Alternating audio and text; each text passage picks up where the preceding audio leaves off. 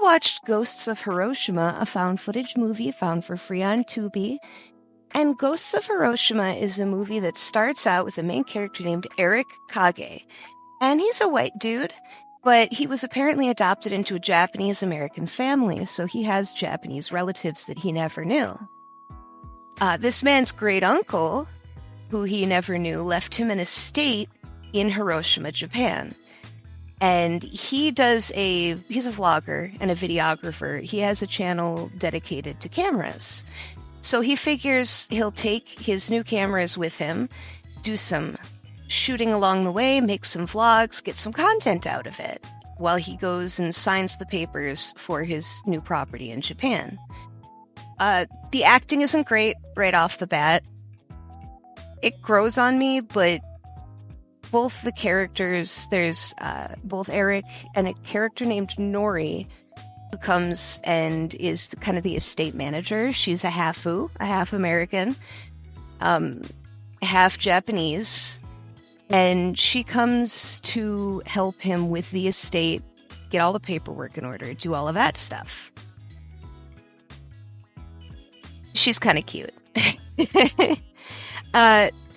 There's this little creepy kid running around with this old mask on, and he runs into him several times. And the kid is creepy. The thing with this movie is, and it got pointed out to me because I watched this with someone. I watched this with my friend Kipster, and he pointed out that this movie is very Japanese in the way that its horror is structured. It's not a very Western horror movie. It feels more like a J-horror movie in that a lot of Japanese horror, it's very Japanese in the way that this movie doesn't always make logical sense, but characters will do things that don't necessarily make sense in the moment, but everything is just creepy and off.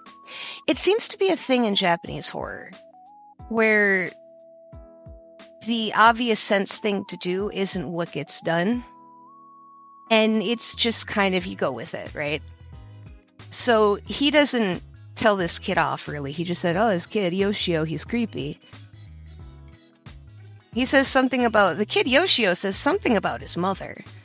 Okasan, something. And Nori, the estate lady, she actually lies and said, he says, welcome to the neighborhood. So if you know a little bit of Japanese, then you can tell right away she's suspicious. Why would she lie to him about that? The camera in this movie also whooshes. A few movies back, I had a camera that would occasionally go whoosh when you switch sides like that. It was like a Sentai show or something. And this camera does it too. And it makes me really happy. I absolutely love the ridiculous swishing camera that we're getting in some of these films. I have never encountered it before, but now that I've encountered it, it makes a movie slightly more interesting when it's not great. So anyway, he chases this kid around for a little while with his night vision on because the kid comes and bothers him in the middle of the night. And interspliced with this is footage of a Japanese man who's supposed to be his great-uncle talking to the BBC about what it was like in Hiroshima because his great-uncle lived in this house on the day Hiroshima was bombed during World War II. So he's talking about the bomb dropping and everything that happened around that. And mixed in with all of this is actual footage of people who were radiation burned and all of the awful things that happened that day. So if you're squeamish, you might not want to watch this movie. You do see a dude who is missing like half of his face. That was a real video. It was a little bit surprising, but just be aware. Just be aware. And I'm not going to get into this full movie because I actually really liked it. It isn't perfect.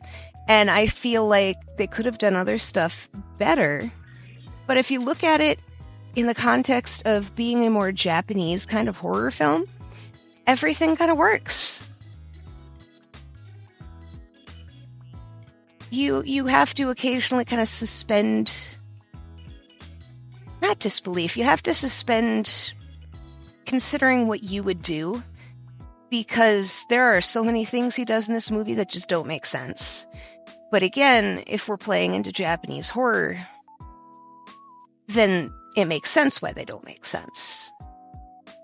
There's a lot of creepy stuff in Japanese horror that doesn't necessarily fall within the lines of what would be necessarily creepy in Western movies. Anyway, that's where I fall on it. I would honestly say give Ghosts of Hiroshima a shot. I'm going to rate it 2.5 out of 5 stars. I liked it. I had a good time with it. Just be careful of those middle sections containing his great uncle, because there's some pretty gruesome stuff in there for real. Don't let that catch you off guard.